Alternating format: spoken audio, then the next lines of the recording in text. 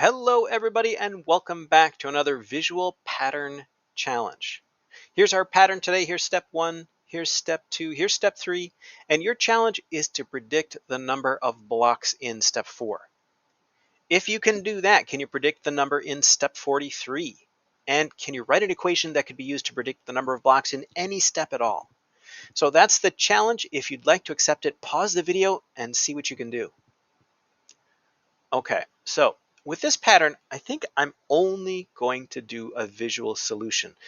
If you've been following along on these videos, you know how to make a list of the numbers and analyze them and see what's going on here. And by this point, you should also have developed some pretty good visual intuition.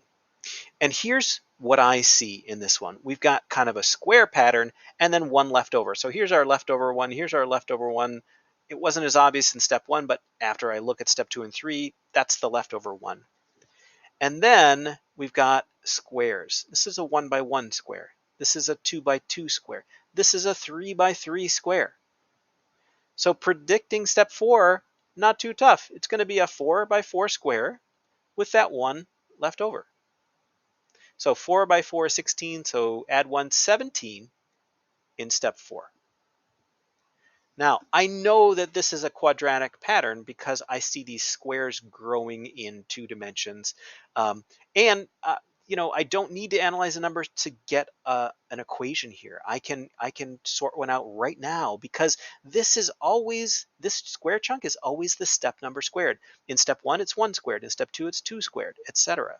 So our equation is going to start with step number squared, and then the only other thing I have to do is add this leftover one, so plus 1. So I think an equation for this, just from my visual intuition here, is x squared plus 1. Let's test it.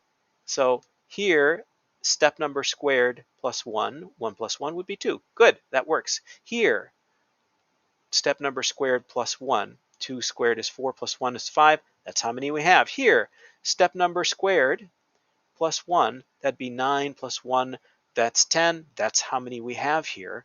But you don't even need to count the numbers. You can see the step number squared and then 1 left over pretty easily. All right, all that remains then is to figure out the number in step 43. So we plug in 43 for x. So y equals 43 squared plus 1, and that's going to be 1,849 plus 1, or 1,850 blocks in step 43. Well, how did that go for you? Did that visual jump out at you too? Or did you go ahead and list the numbers and analyze it in the ways we've done in the past? Let me know what your approach was. I'd be interested to hear. Thanks, everybody.